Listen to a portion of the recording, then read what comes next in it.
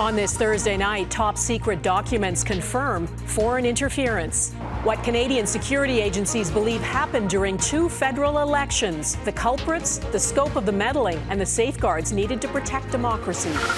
Putting limits on transgender rights. They are going to cause irreparable harm. The Alberta Premier's sweeping new rules, igniting anger. Waiting to die with dignity. I don't understand why it's taking so long. Those living with dementia still waiting for the right to a medically assisted death. And a sour note. You can go your own way. Why TikTok has just lost millions of songs. Why did you leave me all alone? Global National with Donna Friesen. Good evening and thanks for joining us. Global News has new details from a top secret briefing about foreign interference in Canada, information that confirms our months of reporting on this. We obtained the CSIS briefing through Access to Information. It was written in February of 2023 and is heavily redacted, but reveals CSIS knew that the PRC, the People's Republic of China, sought to clandestinely and deceptively influence the 2019 and 2021 federal elections. It calls China by far the most significant threat, but also names India. David Akin digs into the details and why the top secret report predicts the problem will get worse. Before we jump in. No one has suggested that the Trudeau Liberals won the last 2 elections because of foreign interference. But CSIS is certain foreign interference happened, and China was the chief culprit. As recent as just a few months ago, there still has been attacked using my name and labeling me as anti-Chinese, hater of China. Good to have you guys. Kenny Chu won in the 2019 federal election, but lost in 2021. Democracy, freedom. After advocating for a foreign agent registry, something that could have targeted Canadian operatives of the Communist government of China. I feel not only exposed, but there's a level of sense of betrayal by my country. The People's Republic of China's foreign interference activities are broad in scope and significant in the level of expended resources, a CSIS analyst wrote. The activities are sophisticated, pervasive, persistent, and directed against all levels of government and civil society across the country. CSIS warns more must be done to guard against foreign interference, not just in the next federal election, but also municipal and provincial elections like the one to be held this fall in British Columbia. The documents obtained by Global News are heavily redacted, government censors blacking out entire portions on the grounds that they are shielding top secret information about China's attempts to interfere in elections, as well as attempts by India to interfere in Canadian politics. At the Foreign Interference Inquiry Thursday, CSIS boss David Vigneault defended the censors who blacked out those sections. The purpose of CSIS is to have secrets, which is different than transparency. The inquiry, though, wants to lift those redactions, to put what CSIS and others know about foreign interference on the public record. Vigneault says there may be ways to do that. So if you're talking foreign interference by country X, you could have a CSIS intelligence report that will be completely blacked out. And you could also have a document that can be produced with the intent to be released. The whole point of the inquiry, of course, is to increase or perhaps even restore confidence that Canadians have in their elections. And as the inquiry has heard several times this week, the only way to do that is with increased transparency. Donna? David Akin in Ottawa. Thanks, David. And you can find out more about the top secret CSIS briefing and our investigation into foreign interference on our website, globalnews.ca/globalnational. Alberta's Premier has revealed more about her sweeping new policy she calls Parental Rights, and Danielle Smith is taking lots of heat for it. It will require parental consent for kids 15 years and younger to change their names or pronouns at school and for them to take part in classes on sexual health, sexual orientation, and gender identity. As well, kids 15 and younger will be banned from taking puberty blockers and hormone therapies. Premier Smith says her ideas are rooted in love. Critics say it sounds more like oppression. This is the right balance. This is what I believe Albertans expect of us to do to make sure that we're protecting kids' choices. This is an issue that Danielle Smith is pursuing because of extremist politics, not because there's a massive call for it. Danielle Smith has not reasonably consulted with the people who are most impacted by this. Heather Yourex-West is following reaction to this tonight. For children who identify as transgender, I want you to also know that these policies are being implemented in order to protect the choices you have regarding altering your physical body. Alberta's Premier says sweeping policy changes on gender identity are about protecting kids. But Luca Roger Duncan isn't so sure. At 25, he remembers very well what it was like to be a transgendered teen. In her statement, she says, we want these kids to know that they're loved, but in doing what she's doing and in saying what she's saying, she's implying that that love is in fact conditional. Alberta is the third Canadian province to introduce a policy on parental rights when it comes to gender identity. Alberta, Saskatchewan, and New Brunswick now require parental consent for students under the age of 16 who want to change their name or pronouns. But Alberta has taken its measures further, banning hormonal treatment and puberty blockers for children under 16 and prohibiting gender-reaffirming surgery for those 17 and under. I certainly do not want children to be making decisions before maybe they've even had sex. But physicians who work with the transgender community say they were not consulted. We have guidelines, we have science, we have everything backing up the decisions we make.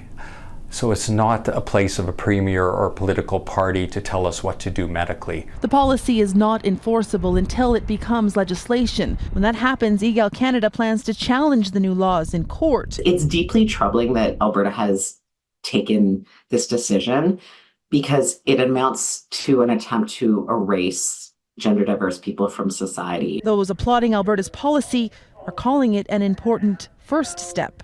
The cult, the insanity that's been sweeping the culture with this transgender ideology, the theory of gender identity, the theory of gender expression, it's collapsing before our eyes, and thank goodness. Roger Duncan has a different message for transgender youth. I would tell them that it's scary and it's okay to feel sad and angry and grieve. He says he's proof that transgender people exist, have a voice, and that as a community, that voice will be heard. And Heather's with me now. Heather, Premier Smith says she doesn't want to politicize this whole issue. Her critics say that's exactly what she's doing. How much of this is pandering to social conservatives who helped get her elected? Yeah, Donna, you really can't ignore how Danielle Smith became premier. She claimed the party leadership after appealing to the most socially conservative faction of the UCP and was then elected by sweeping the most conservative rural ridings. So this was a legislation, this was a policy that was very popular at the UCP's most recent AGM. And given the experience of Jason Kenney, who lost party support after angering those social conservatives, you can really see the politics at play. Donna? All right, Heather Yourex-West in Calgary, thanks. Now to another sensitive policy. The federal government is punting a decision on expanding medically assisted death for people whose sole medical condition is mental illness until 2027. The government has said Canada's healthcare system is not ready. We've always had a delicate balance in mind. That is, how do you empower autonomy and dignity on the part of an individual and at the same time ensure that vulnerable people are protected? And there is another completely separate debate underway about medically assisted dying that involves advanced consent, and it has considerable support across Canada. It would allow a competent person to request MAID before they lose the ability to consent. It's something people with Alzheimer's and dementia have been requesting. A recent poll found 82% of Canadians support MAID for those suffering from a grievous illness with no prospect of improvement. A committee recommended moving forward with legislation on advanced consent last year, but it hasn't happened. And as Neetu Garcha reports, those living with dementia are left waiting. Dave, there you are with Rick Hansen meeting the Pope. We love to hike, bike, ski, scuba dive, and travel the world. Susan Archibald says her husband Dave was active, outgoing, healthy, and fit. Then, about 10 years ago, life took a turn they couldn't have expected. Dave was diagnosed at the young age of 55 with early onset Alzheimer's disease. As she wheels him in at the North Vancouver, BC care facility he now calls home, his cognitive decline is clear. There you go. unable to feed himself. Start with milkshake. And she says over the last month, he can no longer recognize her, the 2 criteria he had written in his advance request for medical assistance in dying, also known as MAID. What decision would you make today, given the developments of the last month? I would make the decision for MAID for Dave. I struggle a lot with that decision. I'd lose a lot of sleep over it. But I know that's what he wanted. Open a little wider. Despite Quebec's legalization of it in June and a parliamentary committee recommending it, advance requests for people diagnosed with debilitating diseases like Alzheimer's have not been approved by Ottawa. I don't understand why it's taking so long. You think they're doing it for political purposes? That's one large part of it. Ron Posno and his wife are discussing the delay in approving advance requests, something the dementia patient has long advocated for. My disease started likely with a head accident that lost the eye. The 84-year-old says he's been given 3 years to live. I've laid out 8 very specific conditions. So when any one of them occur, that's the time I want an aid. Thank you very much. It's not so easy to operationalize. Who will decide when those parameters have been met? What exactly dictates when those parameters have been met? Dr. Stephanie Green has been administering MAID since it became legal in Canada in 2016. We see more people asking for it. We see more people receiving it. In a statement, the Federal Health Minister's office said the issue is complex and significant consultation and study is needed. Through the painful wait, there's hope Dave finds solace in Susan's touch, a moment of love through his fog of fading memories. Neetu Garsha, Global News, North Vancouver, BC. A day after recommendations were made at the inquest into the 2022 mass stabbings at the James Smith Cree Nation, Indigenous leaders are calling for action. The James Smith Cree Nation tragedy shows as a prime example of how the lack of local First Nations police and justice services added to the vulnerabilities of First Nations. The leaders say the local coroner's inquest is not sufficient to investigate the causes and consequences of the horrific event. They want a national inquiry. 5 former members of Canada's World Junior team have been told to appear in court in London, Ontario on Monday. Court documents released today show Alex Formenton, Cal Foote, Carter Hart, Dylan Dubé, and Michael McLeod are each charged with 1 count of sexual assault. McLeod also faces an additional charge of sexual assault by being a party to the offense. They're accused of assaulting a young woman in 2018. Lawyers for all 5 players say they intend to plead not guilty. A matter of life and death. Coming up, what should be done to save more people who go into cardiac arrest?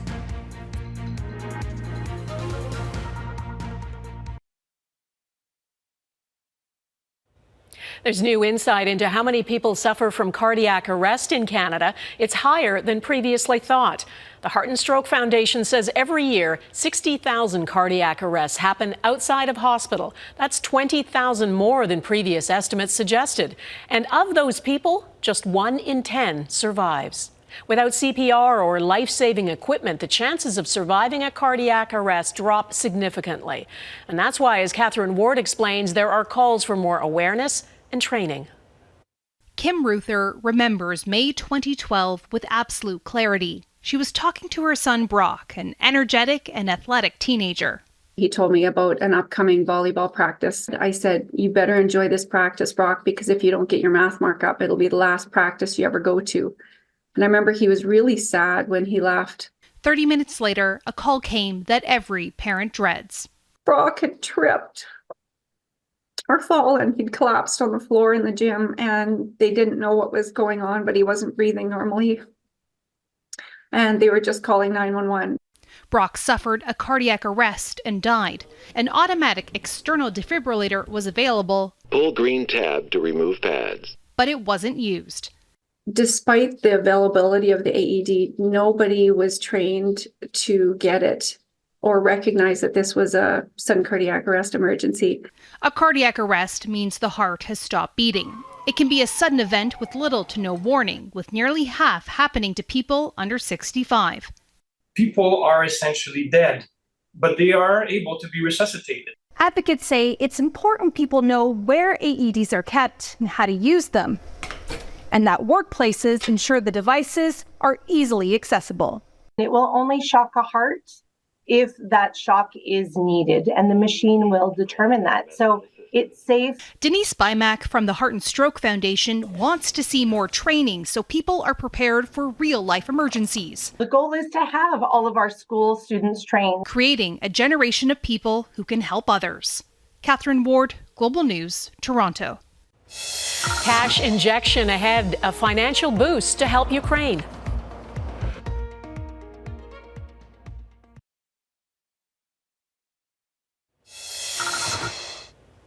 Ukraine's defense ministry released this footage today of what it says is a drone attack that sank a $70 million Russian warship off Crimea. The night vision video shows a small vessel approaching the ship, and then there's a large explosion and the vessel sinks. The area has come under increasing attack from Ukraine. Crimea, annexed by Russia in 2014, is home to its Black Sea fleet. The EU has proven that its word matters and its promises work for the interests of entire Europe. Ukrainian President Volodymyr Zelensky thanked European leaders today for giving his country a financial lifeline. Europe will provide $54 billion to support Ukraine's war against Russia. Political infighting had been holding up the funding, and Hungary had threatened to veto it. Crystal Gamansing explains why the money is so badly needed. European leaders from 27 nations with vastly different priorities have shown up for Ukraine.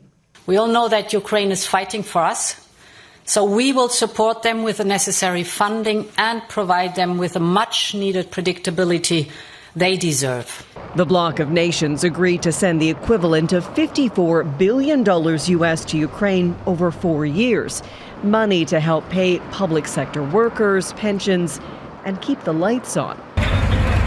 Ukrainian officials say defending against Russian invading forces costs more than $100 million per day. The new European aid package is needed, but not nearly enough.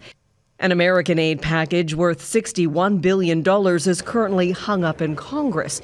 Republicans are stalling it as they angle for policy changes on unrelated immigration matters. Getting the EU package over the line wasn't without its challenges. There's no problem with so-called, Ukraine fatigue, for sure. We have Orban fatigue now. Viktor Orban, the Hungarian prime minister, is the Russian president's closest ally in Europe. Late last year, he refused to approve the package. It's a sign of unity to the extent that there was enough urgency within enough of the European capitals that they felt that they had to do this. They had to make him agree. The last time a European Council meeting was held, credibility of Europe was at stake, and we all together strengthened that credibility. Credibility in the form of financial aid that will start flowing in March. Crystal Gamansing, Global News, London.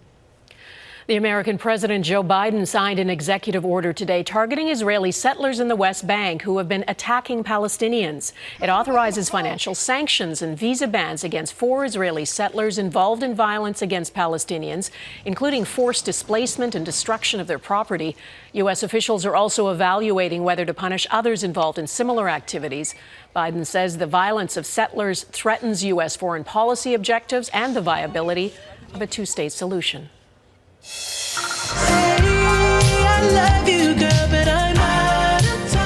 Next, why TikTok is out of time with thousands of artists.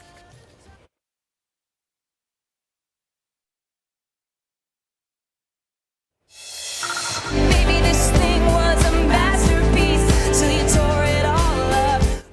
That's one of Taylor Swift's hits that you won't hear on TikTok anymore. Universal Music Group has pulled its catalog of music from the social media platform after a licensing agreement between the two expired. At issue is compensation for artists, protection from artificial intelligence, and online safety.